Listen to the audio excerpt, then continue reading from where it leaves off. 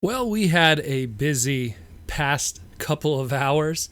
So we talked about the G2 Sandstorm, and we were kind of like, ooh, let's, take this with a grain of salt. And then out of nowhere, both the G2 Megatron and the G2 Sandstorm just totally dropped on Hasbro Pulse and all the different retailer websites. And now is up for pre-order. So if you're interested in those, go pick them up. It was all legit. It was all real. Wow. It's amazing everything that passed. And then we couldn't breathe. We couldn't breathe for a moment. We had more news drop. Whole bunch of Walmart listings. And it just made my head spin. It was just making me go like, oh man, there's so much here that I think I'm going to finally take a moment and make a master list of what we've discussed thus far. And what are we talking about? So JT Prime, once again, reliable source, has pointed the world to this direction, to the Walmart listings that are now public through their EAN product numbering system. So this is something you can open up your phone and find it up for purchase. Although obviously you wouldn't be able to purchase it because it's not in stock, but it is pretty much everything of the Transformers War for Cybertron Kingdom listings. Everything. Now, it's not everything, because when I looked at these listings, I was like, some stuff are missing. So I went back and I spent a little bit of the evening making a master list, making a list of what is shown through this Walmart listings and then what is missing from them that we've discussed previously to kind of get a grander picture of what we could expect. And I'm telling you, just looking at this, like the amount of deluxes there are and everything, I think what this indicates more than anything before I get into this, that we're looking not only at what's going to be the different wave assortments of deluxes, but I think we're also probably looking at what might be future Hasbro Generation Select stuff. Like some of these that I might list here might not show up in Walmart. They might just end up being Generation Select stuff, because I know that we had all these other listings in the past, the Toys R Us listings, the Target listings, and they were all stuff that ended up being Hasbro Generation Select product, Hasbro Pulse product. So it says a lot to me. It says a lot what's going on here. But it's very fascinating. Very, very fascinating. So let's jump into that. And, man, there is just a lot going on. There is a lot going on. So let's do this. We're going to start first with the core class, which is the new price point, which replaces pretty much the Battle Master / Micromaster price point. And we start with again, stuff that we all know. Nothing from this we don't know, but the Walmart listing gives us a core class Rat Trap, which we've discussed in the past, and a core class Optimus Prime. If that's an Optimus Primal, we don't know. Rumor has it it's probably more an Optimus Prime G1 Prime. What's missing from this, from stuff that we've discussed in the past, is a core class Megatron and two of the fossilizers of Bite Marks with an X and a Y for Bite, and Chomp Stomp, which is probably a trademark flip around from an old Age of Extinction toy. Again, I've discussed these in the past. You could go through, we have a Transformers War for Cybertron Kingdom playlist in the podcast. You could check all the previous stuff we discussed, and I go into in-depths about each of the individual trademarks and stuff like that. So that's the core class. Two of them are listed. Those are the three that are missing from it. Let's go to the next one. And here's where we reach the bulk of it all, the deluxe price point. And it is quite fascinating, a lot of this stuff here. So we'll go with the first one. Huffer, Deluxe Huffer, Generation 1 Huffer. Minibot brought to the deluxe price point. This plays into the theory that I have that they want to have larger mini-bots to kind of probably scale with the Beast Wars characters, which are obviously smaller characters when scaled to Generation 1 characters. So I kind of like what they're doing there. It's not the first time that we've had mini-bots as larger figures. I mean, this goes to Warpath, this goes to even like Sea Spray and Power Glide, who was even like, he was like an Ultra Class at a time when Ultra Classes still were a thing. It's happened in the past, but this is now, in my opinion, this is probably going to be something that's more grounded in a fictional scaling, which, again, I dig it, I like it, it works. So Huffer, hey, we haven't had Huffer in a while. Like, every Huffer we've got has been kind of, not great. You know, we had a Bacon one, and then we had an Optimus Prime repaint.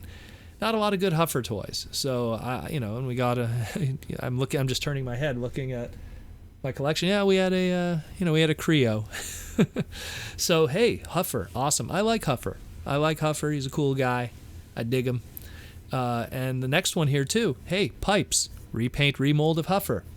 I'm down for that. I love my mini bots and a Deluxe Pipes to go with my Deluxe Huffer. Bring it on. That's great stuff. 2 characters that don't get enough toys within the lore. So I really dig that. Bring it on. Awesome. Next one we have here, and I get a feeling this one might be a repack, and it's that of a Deluxe Wheeljack.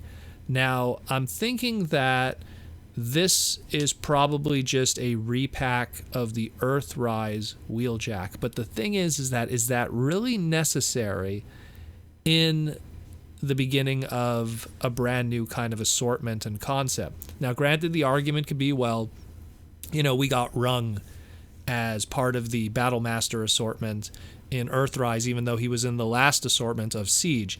Yeah, I get that. But I think that from the deluxe price point, I mean, there's so much going on here and so many figures. Really, Wheeljack? I don't know. I hope that that's a mistake. I hope that's maybe just some kind of either a carryover or maybe it's just a mislisting. I'm hoping so. I have to really dive deep into the assortment numbers and stuff to figure that out later on. Next one here is a Deluxe Tracks. We discussed this one in the past. That was another one that also popped up in our discussion. So, hey, we're getting another Tracks toy. That's pretty cool. Dig it a lot. That's where it should be. That's where it should be. We haven't had a Deluxe Scale Tracks in quite a bit. So to get a brand new one, flight mode, probably look really cool. Maybe it's its own mold completely, not have to be retooled from something else. I really dig that. Now, here's one that makes me feel here's our first Generation Selects one.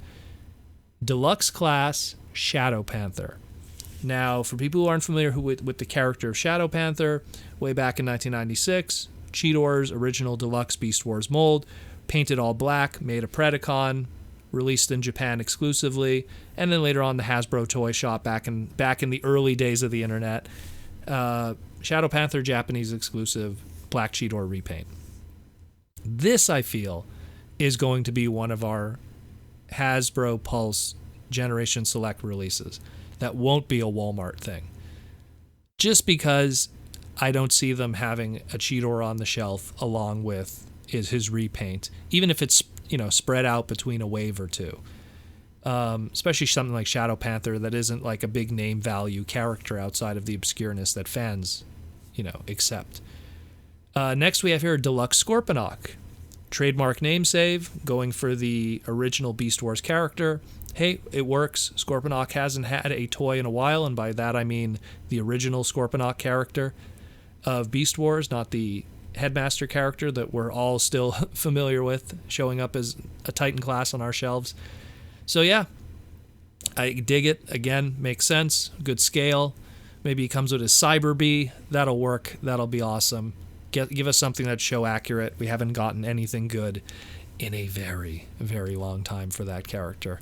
I think like the last mass retail version of that character, if you even want to count it, if you really think about it deeply, was a McDonald's toy. Isn't that nuts when you really think about it? A 1997 McDonald's toy, because then everything was Bacon exclusives and stuff like that, and fun publication. So yeah, then we have Deluxe RC. Again, she was in past listings. So is it going to be a repack of the original Earthrise toy being brought over, much like Wheeljack here? Is it going to be a brand new RC? Are we going to get some kind of like, hey, let's do Black Arachne in her TM1 colors and her TM2 colors, and then we'll do a Deluxe RC in TM2 colors, a la Bacon history? Who knows? We shall see with that one. That's another one too that I feel might be a pack-in, if anything. Then we got Deluxe Waspinator. Again, this is a new one. We saw him in the art, but was never confirmed in past listings. But yay, Waspinator, that's awesome. Part of me feels like, It's awesome, but at the same time, it's like, we got a really good Waspinator before from Generations. So what are they going to do this time around to make us buy a Deluxe Waspinator again? What are they going to do to convince us that that old Generations one that we got that was pretty darn good to begin with, what's going to convince us to buy this one now? Maybe it's going to be a different twist on it. Maybe it'll be a different kind of Waspinator. It'll have the other mutant head, the normal head that could be used for a buzzsaw repaint. We shall see. Here's one that's really good. Deluxe Air Razor. Air Razor has been in desperate need of a brand new toy based on that design for a very long time. The old original basic did the job for what it was back then, more than 20 years ago. It's time for a new Air Razor toy, and in a deluxe scale. Hey, that's great. Hopefully she'll have like her little wrist missiles, everything will look really cool. I dig it. Hey man, if it wasn't for her, we wouldn't even know what a spark is today. Then we got Deluxe Slammer. Now, this one was popping up in some listings, but they were dubious listings in the past, and that's why I didn't bring it up in the podcast in the past. And it was just me going like, that's interesting. Slammer. Now, are we going to end up with some kind of indicator of where this could be going in a lot of ways? Because are we going to be getting Slammer, the member of Metroplex? This is something that makes me really think deeply, because we've had a lot of speculation in relation to what might be the Titan coming up. People are saying it might be the Ark. People might be saying it might be a return to a Metroplex. Some people are saying it might be Tidal Wave. A lot of different things. But if we're getting a Slammer here, and for people who aren't making the connection of what I'm saying, is Slammer was the non-transformable little white tank that came with the original Generation 1 Metroplex. And he attached to the city mode and everything.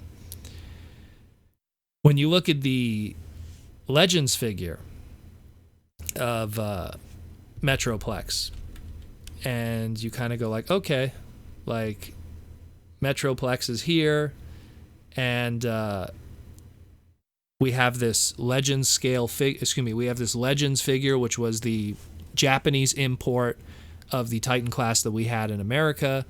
And in the comic that Sakamoto wrote, he identified that Slammer was actually one of the flip out turrets on his body. So that's where he was in that. But we never really had a separate identified Slammer figure. Maybe something that's transformable this time around. A white tank. Not very common in Transformers, an all white tank.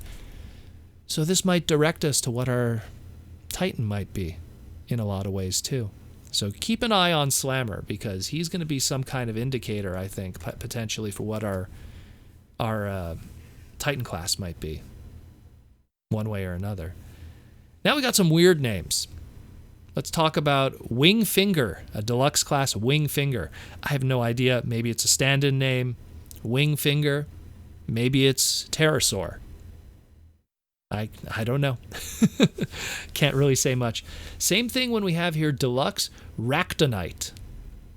Is it maybe also a stand-in for Pterosaur? Or alternatively, maybe it's something else. Maybe it's, I don't know, a deluxe character in another different way. Or alternatively, it could be a deluxe scale fossilizer with that kind of name.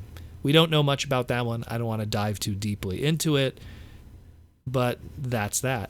And then the last two, we also kind of knew these were coming, but we have the Deluxe Cheetor and the Deluxe Warpath. We discussed those before, so those aren't too big a surprise. But that's all the deluxes. 1, 2, 3, 4, 5, 6, 7, 8, 9, 10, 11, 12, 13, 14, 15 deluxes. 15 deluxes. And even if you factor in that we're going to have 4 waves, and each wave will have 4 deluxes, that's a lot of deluxes still. So I think that there's going to be some Hasbro Select stuff filled in there. There's going to be some filler stuff, like, again, that Wheeljack and that RC, potentially. Don't mark my words on that. But that's already a lot in itself, and we've already just been talking about Deluxes. We still got more to go. Next, we got the Voyager Scale. So officially on this listing, they mention the Cyclonus, which we already talked about, and the Voyager Optimus Primal, which now confirms it's an Optimus Primal because it's called Optimus Primal, so we know Ape Primal, Voyager Scale, rock and roll, good to go. What's not listed here from all the previous stuff that we've discussed, Rhinox, Voyager Rhinox, Voyager Tigatron, Voyager Dinobot, Voyager G1 Inferno, Voyager Starscream, whatever that's going to be, and a Voyager Hot Rod, whatever that's going to be. Again, look at our old segments on Kingdom. I go deeply into those and pick those apart. And the last one here is the leader classes. Give us some really good indicators here also. So we have a leader class, Ultra Magnus Earth mode. This one scratches my head because is this just a repack of Ultra Magnus, the Siege toy? I mean, we got it once already as a leader class in Siege. Then we got the spoiler box Ultra Magnus. What's this one going to be? Is this going to just be a package repack? Potentially. Or might be something else. We shall see. Then we got an exciting one here, leader class Galvatron. Much, much, much, much needed. The way that I see it is probably because Earthrise is going to give us our Megatron. We're going to finally get our Galvatron, and Galvatron will be the main big bad of the G1 side in this Kingdom storyline to counter against another leader class here in that of T-Rex Megatron. And it's literally listed here as leader T-Rex Megatron. So our leader class Megatron T-Rex, I'm excited about that. That's really good.